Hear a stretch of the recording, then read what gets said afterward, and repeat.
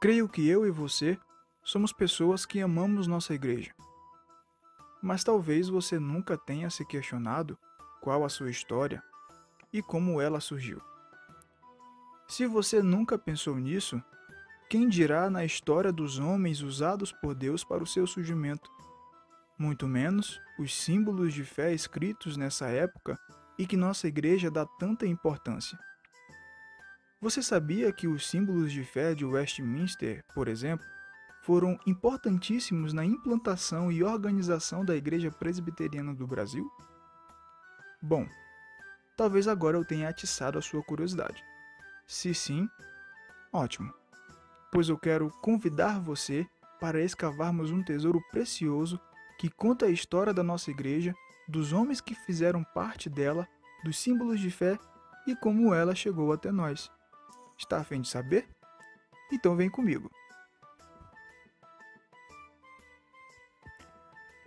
Para isso, precisamos voltar um pouquinho no tempo, para o ano de 1517, mais precisamente no dia 31 de outubro. Esse dia foi marcado por um evento que conhecemos como a Reforma Protestante, iniciado por Martinho Lutero. Tudo começou quando Lutero foi até a Catedral da Igreja de Wittenberg, na Alemanha, e em suas portas pregou suas 95 teses, que criticavam diversos abusos da Igreja Católica Romana. A Reforma Protestante, de modo geral, significava o retorno à prática fiel das Escrituras Sagradas, principalmente no que diz respeito à salvação e à vida cristã. Assim, os princípios bíblicos restaurados pela Reforma podem ser resumidos em 5 fundamentos, conhecidos como os 5 solas: somente a fé, somente as Escrituras, somente Cristo, somente a graça e glória somente a Deus. O movimento rapidamente cresceu pela Alemanha e pela Europa, tendo o apoio de outros religiosos e governantes. É claro que antes de Lutero, nos séculos XIV e XV, alguns movimentos esporádicos de protestos contra certos ensinos e práticas da Igreja medieval começaram a surgir. Esses movimentos foram liderados por homens como John Wycliffe e John Huss, também conhecidos como pré-reformadores.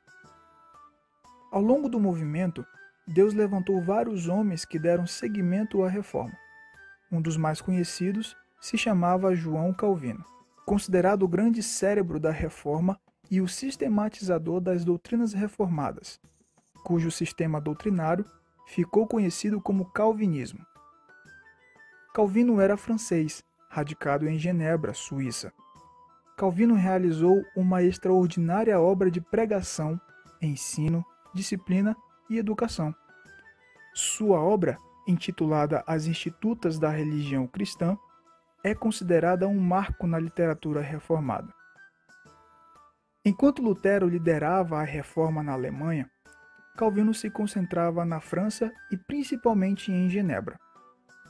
A visão de Calvino era tornar Genebra uma cidade cristã modelo, através da reorganização da igreja, de um ministério bem preparado, de leis que expressassem uma ética bíblica e de um sistema educacional completo e gratuito.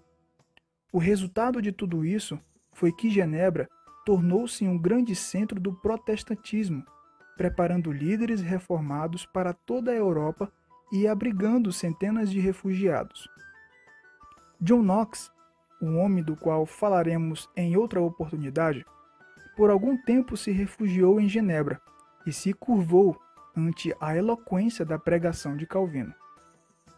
O calvinismo veio a ser o mais completo sistema teológico protestante, tendo por princípio básico a soberania de Deus. Tanto é que os muitos comentários que Calvino fez sobre os livros da Bíblia são até hoje estudados pelos seguidores de suas ideias. Na vida pessoal, Calvino enfrentou diversas provações ao longo desses anos. Em 1549, perdeu Idelete, a esposa dedicada e leal que o havia acompanhado por 10 anos. Enquanto esteve em Genebra, Calvino também lutou com constantes problemas de saúde dos mais diversos tipos.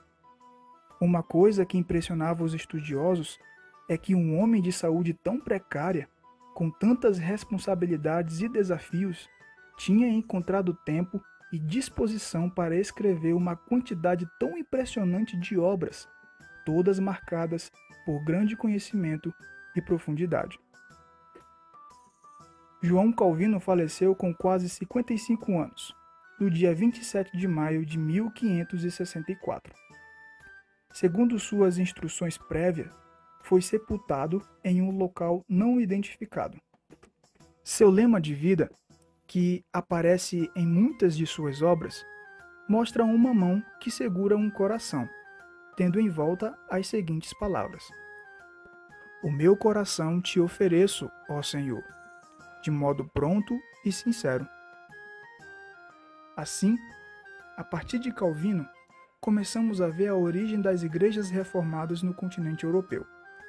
Os principais países em que se difundiu o movimento reformado foram, além da Suíça e da França, o sul da Alemanha, a Holanda, a Hungria e a Escócia.